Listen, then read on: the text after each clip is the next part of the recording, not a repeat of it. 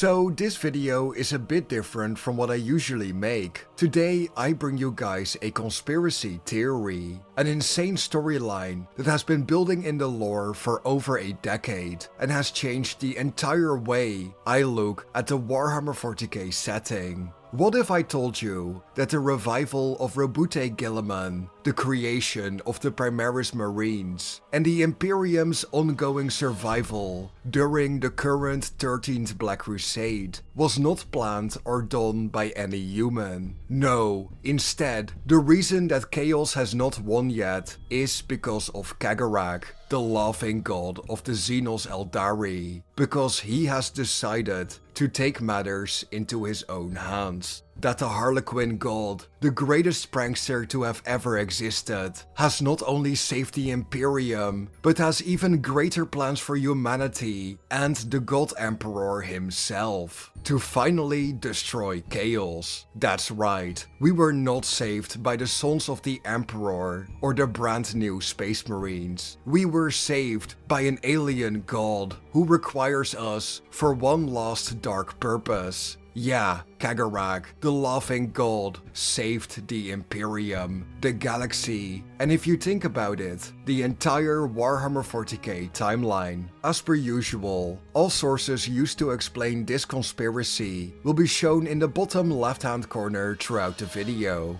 I really recommend that you read these sources for yourself after you finish watching this video, because honestly, there's a lot more lore on this subject than I myself can fully cover.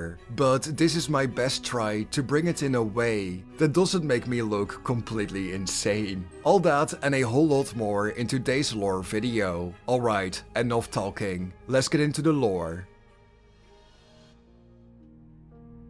To start this video out, we first have to establish who Cegorach really is, why he would want to save us in the first place, and why he hates chaos with such a burning passion. If you already know most of this, don't worry, I'll keep it short. See it as a quick lore refresher.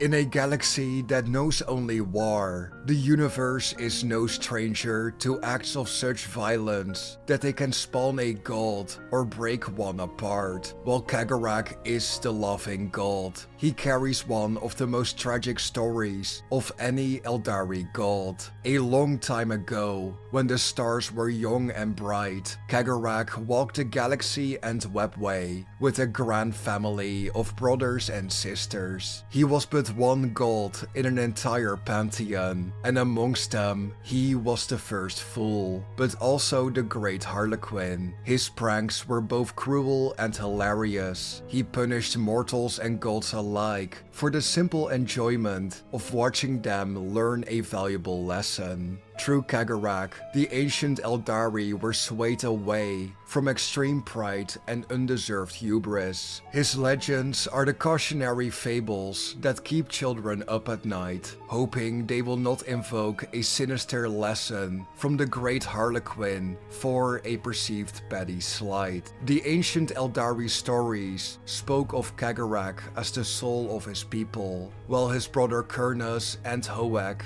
represented the body and mind.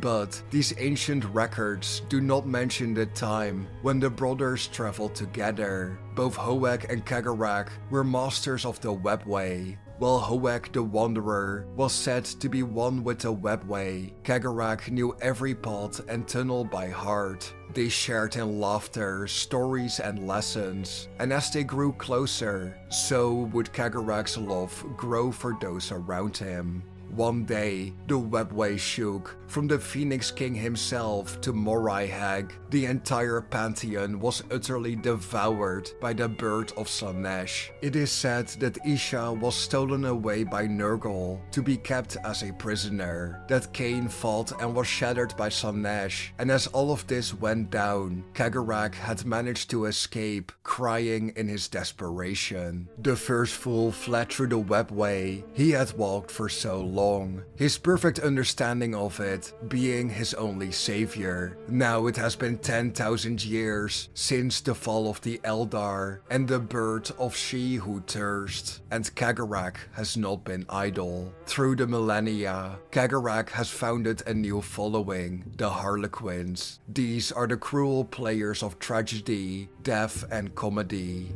They are his children, and through them, the loving God has been able to act. He has created plans within plans and hopes to avenge his lost brothers and sisters once he is ready. Via the Harlequins and their performances, Cegorach tells the story of how his fellow gods were destroyed and how the hubris of the Eldar can never be repeated. And in a bittersweet twist, Cegorach has somehow remained the teller of cautionary tales. Currently, the most important duty of the Harlequins is to protect both the webway and the Black Library that lies deep within. Yet for all their skill and earned trust, there are still countless secret plans Cegorach has yet to share. There was once a crystal tome within the heart of the Black Library, its covers bound shut by chains of light. When different fabled events came to pass, one by one, the chains faded,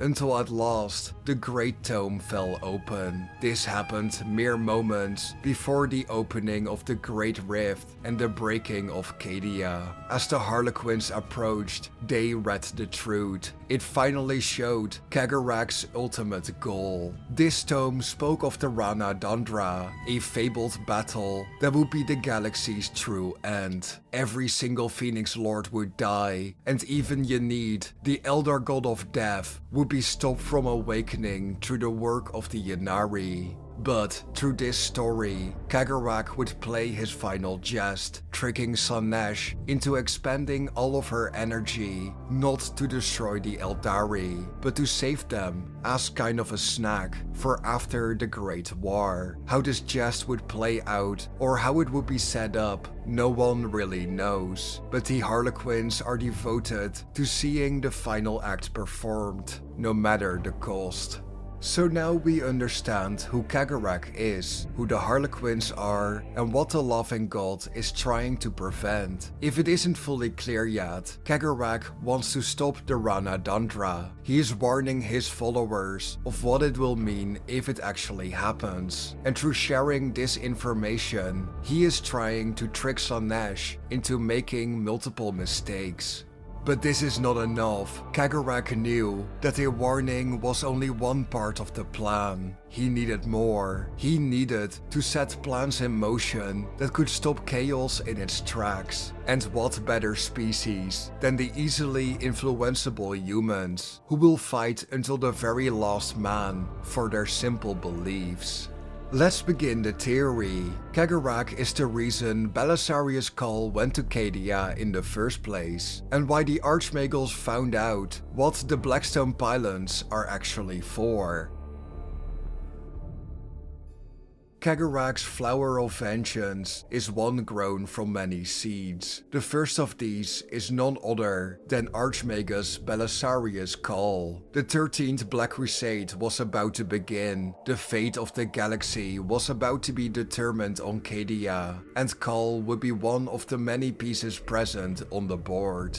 With each consecutive Black Crusade, Abaddon the Despoiler had weakened the Imperium. His grand plan had been unfolding for thousands of years, and it was finally ready. Perhaps his most important scheme was the destruction of the many different Blackstone pylons all throughout the Cadian Gate, pylons that the Imperium knew nothing about. If the High Lords of Terra had understood that these pylons were the reason the Imperium still stood after 10,000 years, and that they actually held back the flow of the warp and the ever-expanding power from the Eye of Terror, they would have responded very differently to the original 12 Crusades. They would have understood that Abaddon was destroying these pylons one by one to spread chaos throughout the entire galaxy. It would, however, be none other than Cawl himself, who discovered the importance of the Blackstone Pylons, as seen in Gathering Storm Fall of Cadia, when a certain Aeldari messenger suddenly arrives to ask him to keep digging and keep researching. Cawl ran a hand across the smooth black shard. If only he had more time. The deeper they delved into Area 4, the more complete were the fragments. Discovery could be mere days or even hours away. No. Impatience would gain him nothing. Whatever treasures this planet held, they could wait. He could not risk leaving the relic aboard his Arch Mechanicus any longer. I will return. Now they would collapse the tunnels, seal the greenskins away from their prize, and on that glorious day of return, the orcs would quail before the Omnissiah's fury. Cawl turned to leave, but halted. Uncertain. He swept his gaze around the cavern, eye lenses clicking and whirring as they scoured the shadows. He was alone, and yet instinct told him otherwise. More than instinct. Was that the ghost of laughter? Reveal yourself. A shadow shifted. Cawl had the scent of a hooded woman, a featureless mask swirling like smoke. The recalibration came without conscious direction. Implants slid smoothly into war mode. Power flooded the circuits of the atomizer. The sensation like blood flow, returning to a numbed limb. Binaric data flooded the empty tears of Cawl's mind. Divine algorithms seeking out the intruder's weaknesses. The intruder leaned closer. Do you remember me, Belisarius? Cawl scoured the jumbled archives in his third consciousness, fragments of memory and a name, Veilwalker. A data burst suddenly lit up his mind. She had come to him in his forge on Mars, where he had labored so long at his sacred task. She had compelled him to venture forth, to take his precious cargo to its long-intended destination. The time is now, she had whispered, and he had been unable to resist. How strange that, until now, he had forgotten that meeting. The Shadow Seer's mask settled, forming a countenance that Cawl hadn't seen for millennia. The likeness lingered for a moment, then dissolved into a vortex of dancing light. If you are here to remind me once again of old promises, Xenos, then you have come too late. My ships are already preparing to depart as we speak. Veilwalker laughed. The music of destiny is changing. The dancers must learn new steps or perish in the fading notes. Cawl stared at her blankly. I am here to tell you to keep digging. Then, in a flicker of light, she was gone. For 50 years, Cawl had been working on discovering the secrets of the pylons on Area 4. Ynnead had been an Imperial Navy outpost, long ago abandoned, when Abaddon the Despoiler's Fourth Black Crusade destroyed the great citadel of Cromarch. Yet in recent years, an exploratory vessel was forced to make an emergency stop in the system. With a warp storm raging, the ship's captain conducted a local survey and planet scan. He discovered that the abandoned world had been orbitally bombarded, instead of just raided by the victorious Chaos forces, and, confused by what this could mean, had reported it. This caused Cawl to go to Area 4 and research the area, but as he was about to give up, Veilwalker showed up and told him to keep going. Ultimately, Cawl discovered everything he needed to know about the pylons and Abaddon's plan for them. Veilwalker confirmed Cawl's suspicions and told him to go to Cadia. Cadia is the end and the beginning. It cannot fall. Cawl's original missions and plans had to wait. Cadia had to be warned of the impending Black Crusade, while the Cadians hoped the arrival of Cawl's fleet would bring with it many reinforcements. It only brought grim news. Together with Trazyn the Infinite, Cawl tried to save Cadia from disaster as the 13th Black Crusade raged all around them. Although Cawl would fail in the end, and Cadia was broken by Abaddon throwing an entire Blackstone fortress into its service, the Archmagos now understood why and how the pylons functioned. But for now, that's enough about Cawl. Let's turn our focus back on the Aeldari and take a look at the Ynnead, who are trying to awaken the god of death, Ynnead, which is another seed in Cegorach's long-term plan. While Cegorach is the last Aeldari god that survived the birth of Slaanesh, there is one god who was not present or awake for it at all, namely the death god Ynnead, and this god's role is rather important. The Ynnari believe that through Ynnead, their species can be saved. If the god of death awakens, it could kill Slaanesh, and then they could reincarnate like they did so long ago. To others, however, they are an extremist death cult, because if even one part goes wrong, the entire species will be doomed forever.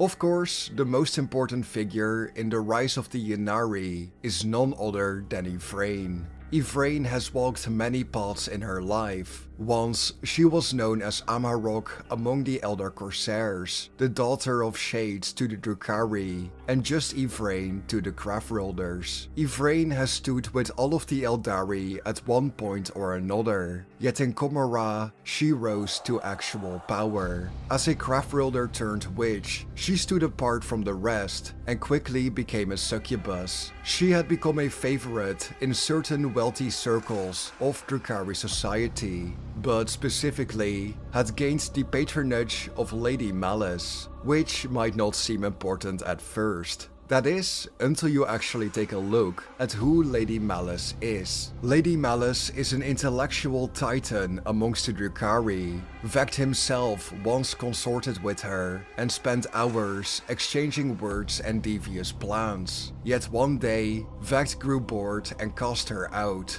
Outraged, Malice left Commorragh, but encountered none other than Cegorach himself in the webway. The first fool challenged her to a duel of wills, and when Malice beat the great Harlequin, he gave her a semi-sentient blade and a pulsating crystal heart. Yeah, as the winner, Malice was literally given Cegorach's own heart, and if she had lost, he would have taken hers. Going back to Yvraine, she was able to climb the societal ladder because of Malice's patronage. Yvraine had become so legendary among the witch cults that even Harlequins had come to see her fight. These very Harlequins then touted that Yvraine could have beaten Lilith Hesperax if she had been given the chance. In response, the Comorrans rejoiced. A great arena was set up, and Yvraine fought monsters, aliens, and even fellow witches for many hours. She killed Space Marines, a Tyranid Hive Tyrant, and would end off by facing Lilith Hesperax herself. Within seconds, it became clear Yvraine was outmatched, but unbeknownst to her, the Harlequins had planned this. She had to die. She had to lose to Lilith Hesperax. Let's take a look at the excerpt from Gathering Storm Fracture of Biel-Tan, where a certain Veilwalker suddenly shows up again.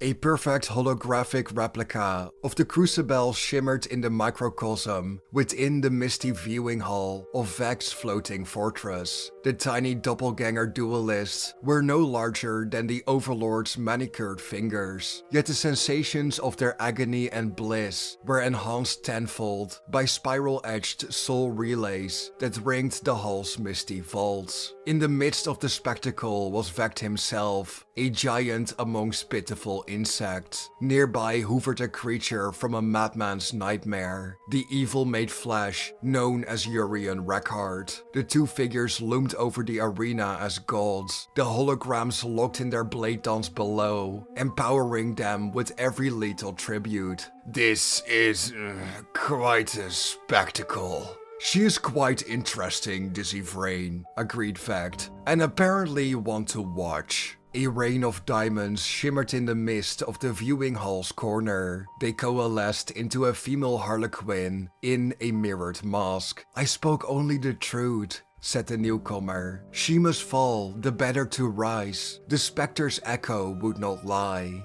If it is Imperium's spectre you speak of, Veilwalker, he died upon Coheria, and by doing so, joined not with Cegorach, but the Whispering God. Ynnead is a myth, shrugged Vect. Nothing more, nothing more. Speak no more to me of your delusions. What fool would plan to defeat their enemy by dying forever themselves? Rackard's grin became a pursing of flayed lips. He twitched a finger. In the distance, an Acotist skittered away. Nearby, one of the silent incubi slid into the darkness.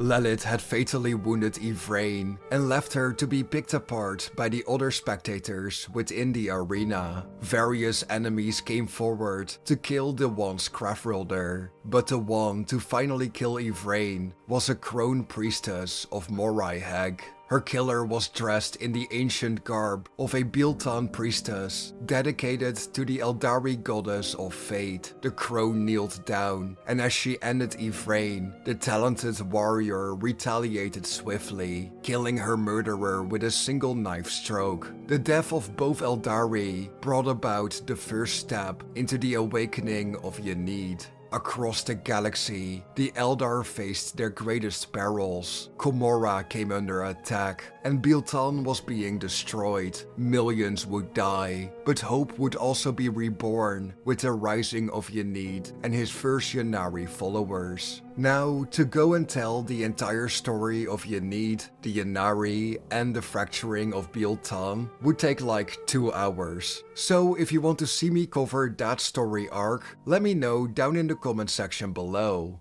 But to quickly recap what happens after Yvraine dies, she is reborn as the one to bring Ynnead back. Somehow the Ynnari make their way to Cadia right as it is about to explode, and then Veilwalker shows up one more time to take the surviving Ynnari and Imperials, including Belisarius Cawl, back through the webway to flee what is about to happen. Veilwalker turns back to Cawl and explains that the ending has passed. It is now time for a new beginning. So, alright, quick reminder, we are skipping over a lot here to keep the theory understandable, but now it is time to look at the resurrection of Roboute Guilliman, which, so far, has been set up by the Harlequin known as Veilwalker. Through the actions of Veilwalker, Belisarius Cawl left Mars with a certain piece of precious cargo, was led to Ariad 4 to discover the Blackstone Pylons, and was then pointed towards Cadia. Once he got there, he helped as much as he could with the defense against the Black Crusade. At the same time, Veilwalker and their fellow Harlequins caused Yvraine to become the leader of the Ynnead, and then, at the same time as the destruction of Cadia, Veilwalker picked up the gang and takes them through the webway, and you'll never guess where they end up. The portal opens and they are on Macragge, while it is under siege by Chaos. Cawl is actually carrying an altar reliquary with him, which in this case is a certain suit of armor designed to keep a Primarch alive. Again, I have to skim past a lot of details here to keep the story flowing, but Cawl and Yvraine want to be allowed access to the shrine of Roboute Guilliman, which causes much uproar amongst the Ultramarines. In the end, with the help of Chief Librarian Tigurius, these outsiders are allowed to approach the stasis field of Roboute Guilliman, where they would resurrect him, as seen in Gathering Storm, Rise of the Primarch. Blocking the return swipe of a crackling power mace, Calgar prepared to swing another titanic blow into his enemy. Then he caught sight of movement at the base of Guilliman's throne, and cold horror clenched in his chest. Calgar saw the Martian priest step back from his altar reliquary, with the air of one completing a satisfying task. The dome-shaped device hummed forward, unfurling like the petals of some huge carnivorous tower. The watching chapter master was at the wrong angle to see the inside of the machine, but he had a fleeting impression of glowing energies, unfurling mechandrites, clamping pincer limbs, and whirring bone drills that filled him with revulsion. The outer reliquary was rising and stretching out, enfolding the Primarch's form in its metallic embrace. At the same moment, the Xenos Witch Priestess lunged with preternatural grace, evading whistling bolt shells as she raised her blade high. "No!" bellowed Calgar, finding his voice. "I command you to stop! In the Emperor's name! Brother Tigurius, stop them!" The chapter master's dismay rose to new heights as Tigurius looked straight at him and shook his head. "Do it, and may the Emperor condemn me if you have played me, false Xenos." In desperation, Calgar raised his bolters and prepared to fire at the Eldar Witch, but Yvrain's blade fell lightning fast, hacking through the cabling that fed power to Guilliman's stasis field. Energies flared, and from within the closing arms of the Alto Reliquary, Calgar heard a rattling sigh that would haunt him until his dying day. "What have you done?" The Alto Reliquary engulfed Roboute Guilliman and his throne entirely.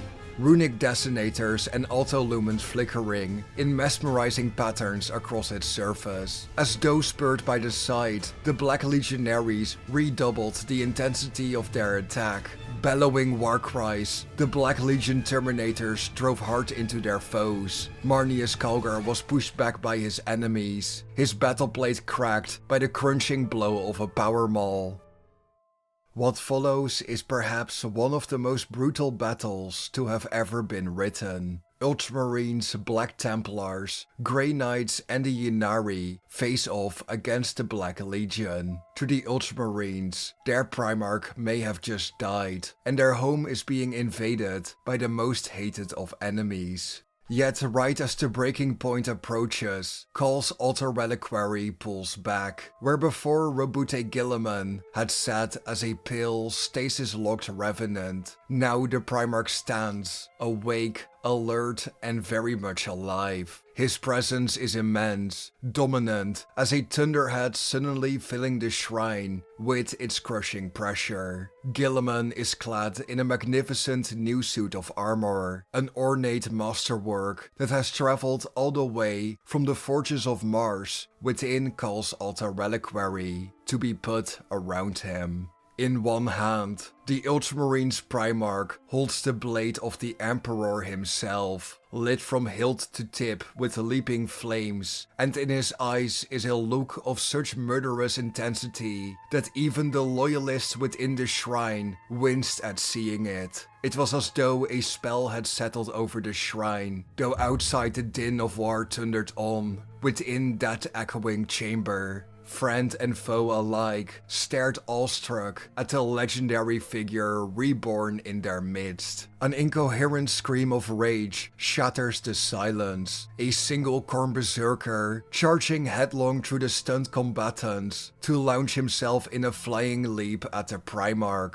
Guilliman moves with such blistering speed that the Ynnari themselves would have struggled to match it. His burning blade draws a pyrotechnic arc through the air, bisecting the Khorne berserker at the waist and hurling his severed halves to the ground. So yeah, Cegorach's manipulations have allowed for Guilliman to be resurrected. The avenging sun shall shake the galaxy in the name of the Emperor, but while playing the Great Harlequins game. Cawl's technology had healed Guilliman's physical wounds, but it was Yvrain who healed his soul. Guilliman had found himself in a new era, and his first decision was to journey to Terra and meet with the Emperor. But as this is 40k, this journey was full of threats and challenges. As they travel to Terra, Roboute Guilliman and his entourage are ambushed and subsequently captured by the Red Corsairs. Yet Cegorach has a backup plan, and to distract the renegade pirates, Veilwalker contacts the traitor known as Cypher and his entourage of Dark Angel Fallen.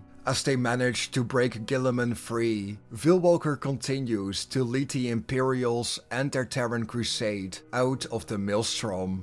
With the continued aid of both Veilwalker and Cypher, Guilliman manages to reach the Sol system, specifically landing on Luna. When he arrives, he finds Terra besieged once again, but unlike the tragedy 10,000 years ago, the Avenging Sun arrives in time to save the cradle of mankind. The Thousand Sons had attacked Guilliman's crusade in the Webway, and now he faced them alongside the Black Legion for a battle of the Sol system. Terra found itself completely alone until Guilliman arrived. This time, there were no Imperial Fists, White Scars or Blood Angels to hold back the tides of chaos. Instead, the Grey Knights, Custodes, and Sisters of Silence were taking the battle directly to the traitor hordes. Harlequins and Ultramarines fought for Luna, but out of nowhere, a traitor Primarch appeared. Magnus the Red had arrived to kill his revived brother.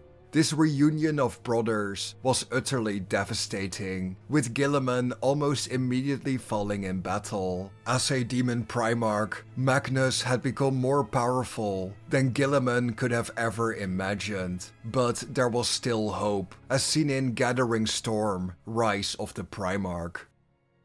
Bounding in a high pirouette over the battle, Veilwalker sought he who wore the armor of fate. There he was, amidst the wrecks of crude human spacecraft, battling his monstrous brother alongside a band of warriors. Even from here, the mere presence of the Nulls made Ynnead shudder. Guilliman and Magnus were trading hate-filled blows, their weapons crashing together with titanic force. The Nulls were doing what they could to aid the fight, stabbing blades at the demon in their midst or pouring bolter fire into him. Already, several lay as broken corpses for their troubles, but the rest were doing an effective job of deadening Magnus's sorcerous powers. Ynnead landed gracefully, ignoring a storm of magical flames that exploded away to her left. Demons, befuddled by her domino field, cast their spells at where they believed her to be. With a thought, Ynnead activated the communications inlay in her helm, communicating with her deaf jester, the Hollow Prince. The moment has arrived, our drama has played out, and the brothers' enmity burns anew. Now the final curtain then, whispered the voice of the Hollow Prince, rich with wicked mirth, indignation, outrage, vendetta.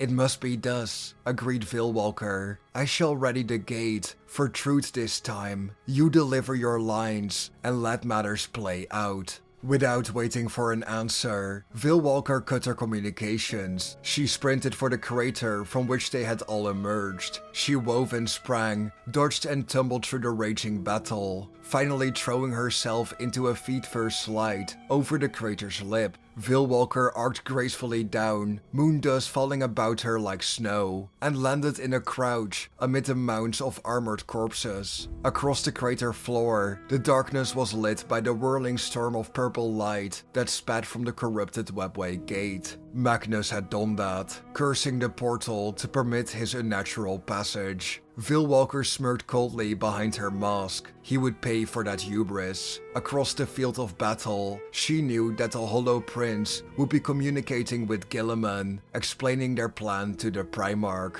The deaf jester would be telling the Primarch that Magnus could be destroyed only by casting his body into the corrupted Webway gate. If Veilwalker's visions were correct, Guilliman would believe him. Meanwhile, she had to prepare the gateway, which was currently guarded by a pair of sorcerers.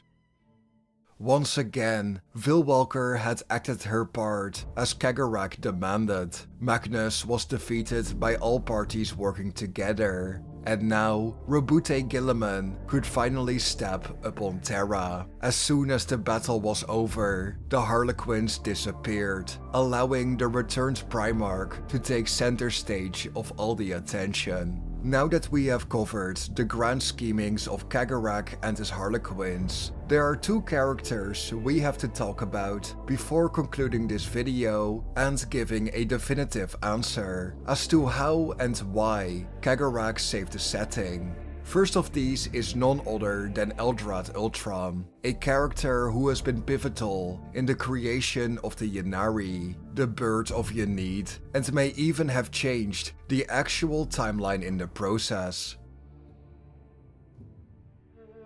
Out of all Aeldari, Eldrad was the most fervent in the belief that Ynnead still existed, and was the one who perceived a distant heartbeat in the infinity circuits of every single craft world. Eldrad wanted to birth Ynnead and bring about the god of death as soon as possible, while the Harlequins helped him in a ritual on Coheria. It almost succeeded, but as though it was divine intervention, a squad of Deathwatch Space Marines stopped the ancient Xenos, an act that is often seen as foolish and apparently only fueled by the raw xenophobic spite of Watch Captain Artemis. But don't forget, if Eldrad had succeeded, he would not just have sacrificed the Aeldari, he would have sacrificed all of humanity as well. The light of the Astronomicon was gone, countless ships and even more lives were lost in the warp in just a couple of seconds than in the last multiple millennia. Eldrad almost ended the entire setting, and after Artemis had stopped him, he quickly realized that the Deathwatch captain was right. It was not worth sacrificing both species to fight off one Chaos God.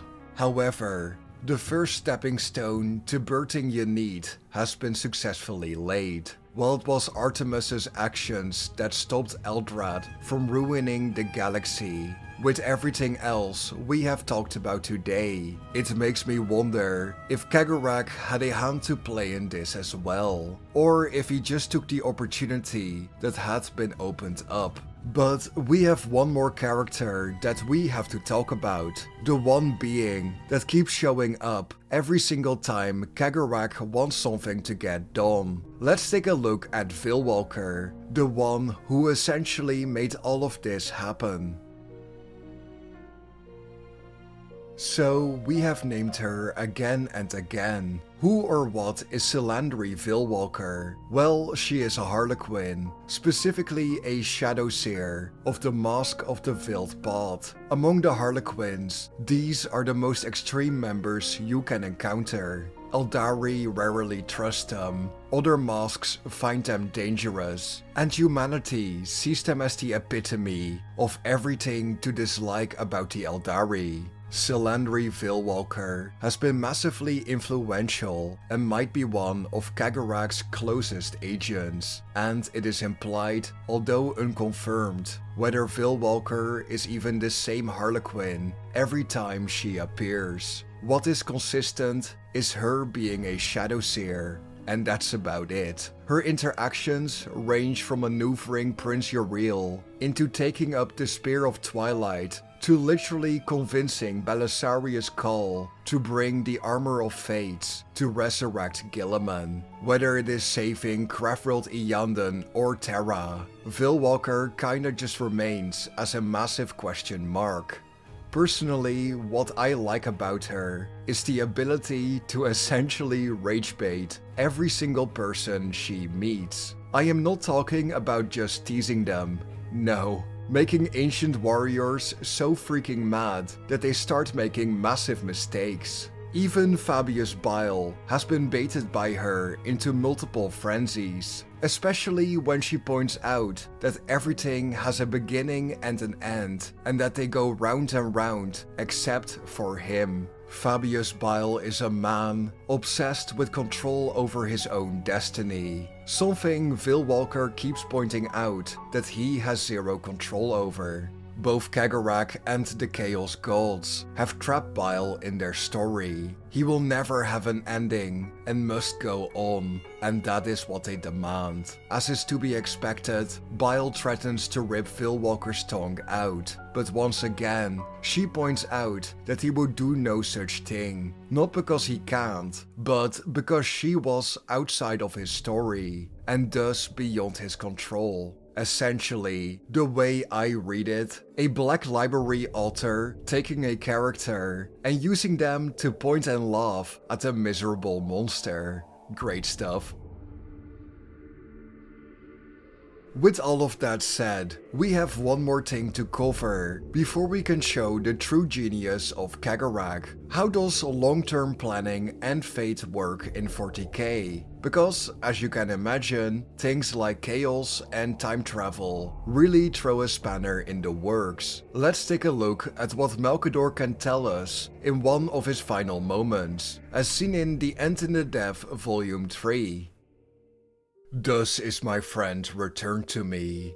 This was the plan I made, and thus it is accomplished, but not in the way that I imagined, or the way any of us had imagined. Plans are the delusion of man. We make them to feel safe and to secure the future. But the future is a shapeshifter, a fluid trickster. It is mercurial and ever-changing, and it wears many aspects. It can be whatever it decides to be, and no plan can fix it or pin it down. It mocks the plans we paint upon the walls, for those walls will not stand forever, and may not be there tomorrow. I know this. I have seen the future, and it has seen us. Plans cannot be trusted. We place such faith in them, but they are fragile, devious things that alter the moment we look away, or break like oats, or melt like snow. Some are simply the lies we tell ourselves, or promises we cannot keep.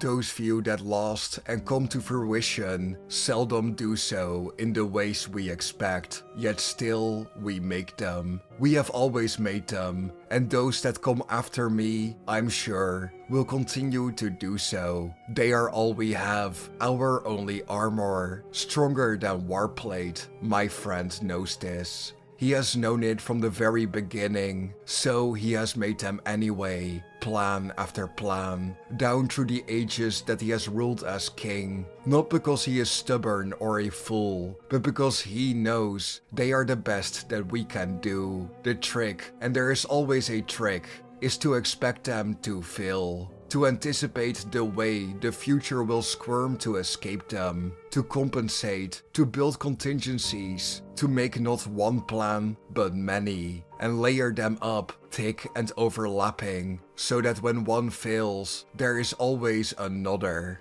Like Warplate indeed, and like Warplate, a blade will always find its way through all of those layers if it really wants to. The future's blade is very sharp. My friend has made many plans, and the blade has passed through almost every single one of them. My last plan, so hasty and impulsive, has worked. It has brought him back, but it has failed too, for it has not brought him back safe and whole.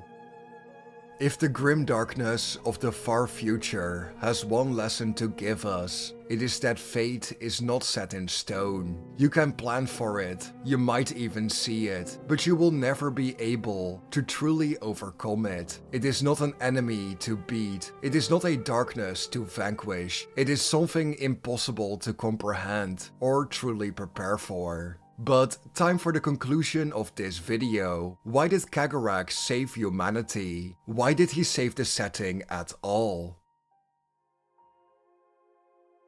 The Emperor of Mankind, the Anathema of Chaos, had failed during the Horus Heresy. Instead of truly being beaten by the ruinous powers, he had created a more terrifying enemy to face. Yet the Dark Gods made a single vital error as well. Their enemy is not just the God Emperor. Every single being in existence has become their enemy, and amongst them are more gods than they imagined. The Emperor has given everything to prevent humanity from falling like the Eldar did, to prevent the worst future imaginable. Cegorach, on the other hand, has actually lived through this. He has lost his brothers, sisters, fathers, mothers, uncles and cousins. He is the first fool and only fool left. The horror of saying your family is torn apart, one by one, to see the people who venerate you utterly devoured. Yet the worst feeling is that of failure. Cegorach was the one who was supposed to prevent the Aeldari from falling into hubris, and Cegorach failed. in the grim darkness of the far future, Cegorach has no one to save, but everyone to avenge.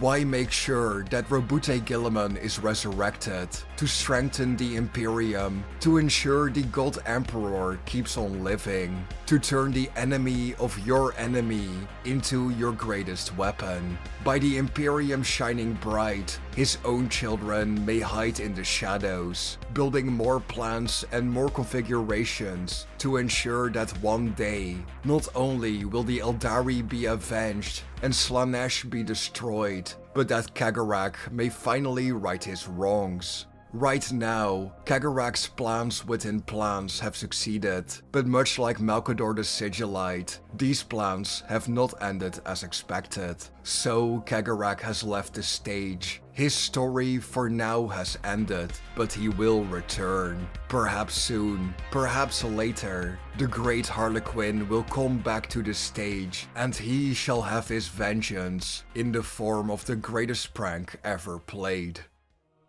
But what do you think of all of this? Do you believe the theory that Cegorach went out of his way to save the Imperium? Or do you think it is all a crazy coincidence and Veilwalker kinda just lucked out by being in the right spot every single time? Did I miss any sources or extra details that reinforce this conspiracy? Or do you think this is perfect and the GW authors wrote absolute peak? Let me know your comments, concerns, suggestions, theories and ideas down in the comment section below. If you think I deserved it with this video, please leave a like and hit that subscribe button. It helps push this video into the algorithm and it would make me very happy. Thank you for watching, and I'll be seeing you guys in the next one. Bye bye.